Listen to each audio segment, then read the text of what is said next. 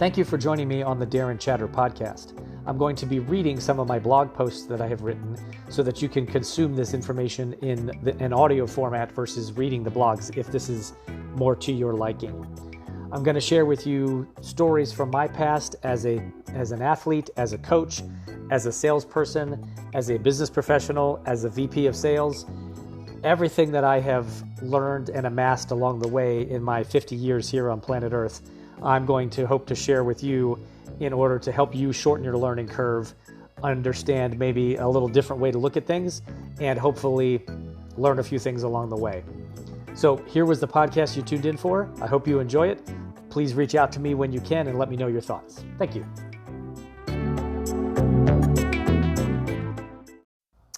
Hey everybody, Darren here. Thank you for joining me for this podcast, which is blog number 71, entitled My Grandparents Were Right.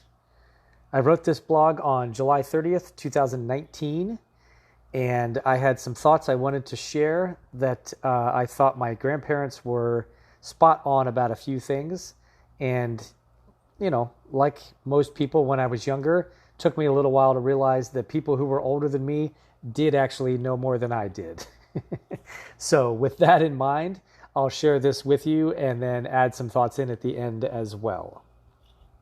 When I was your age, I remember thinking to myself, my parents didn't know what my life was like, and the advice that they had given me wasn't always applicable.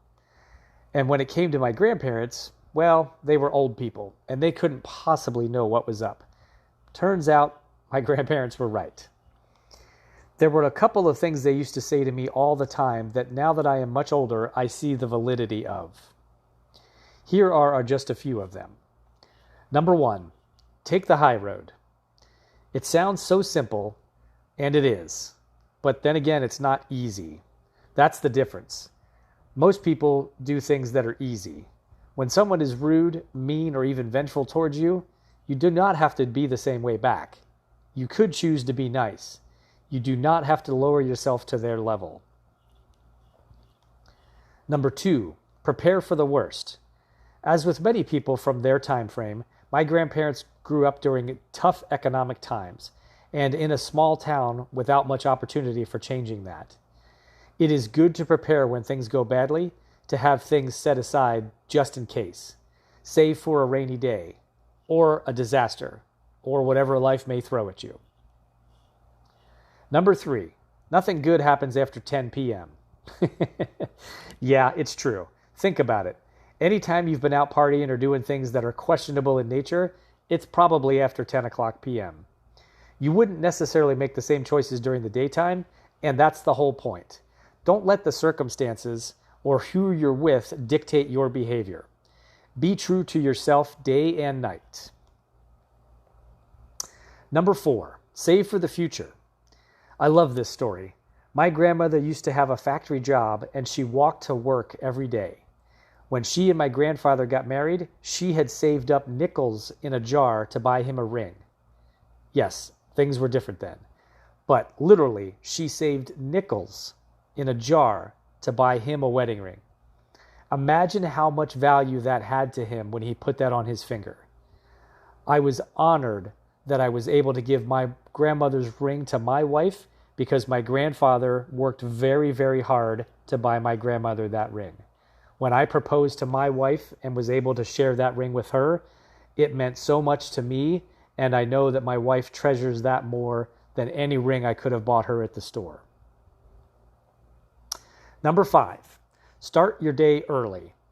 As much as I have hated it for most of my life, they were right about this too. Get your butt out of bed and start the day early.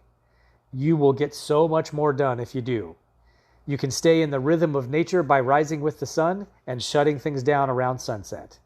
You put in a good day's work and then you can relax afterwards. Number six, enjoy the little things in life. All of the trappings of luxury don't bring you happiness. It's the little things in life, like spending time with family, that really brings you joy. Despite all the work that went into a typical Sunday dinner at my grandparents' house, I knew my grandmother enjoyed the effort that she put in and how much they both enjoyed having the whole family together on a Sunday afternoon. Number 7, work hard for the things that you want in life. My grandfather went into the Navy as soon as he could after high school. He knew this was the best shot at giving himself a better future. While serving in the Navy, he also got a degree in accounting. And after he served his country and left the Navy, he got a job and also opened up a CPA practice at night. He slowly built up his clientele until he could make this his day job. It was a grind, and I can only imagine how much work it really was, but that quality was more common back then than it is today. Everyone worked hard for everything they have. They are referred to as the greatest generation for a reason. They fought wars, they worked 2 jobs, they built their own homes in many cases, all of these things that none of us have had to do for quite some time. And we have them to thank for it. Number 8, your past does not dictate your future. Despite growing up in very humble beginnings, their lives were not confined to that destiny. They moved, got married, built a life for themselves and their families. My grandfather retired at 52 after a business opportunity allowed him to do so. They had a home in Phoenix, Arizona, and also a home by a lake in Pennsylvania, and traveled back and forth for many years before moving to Arizona permanently. They took cruises and traveled around the world, things I can imagine neither of them thought would be possible when they were young. So, if you can learn these things earlier in life than I did, it will serve you very well. Most things that people have learned for themselves take longer than you want, and if you could just stop and listen for a minute and think about some of the life lessons that others have already lived, you may save yourself a lot of trouble moving forward. Don't ever think that you're such a unique and special person that no one could possibly relate to your life and what you're dealing with. Get over yourself and learn from those who have come before you.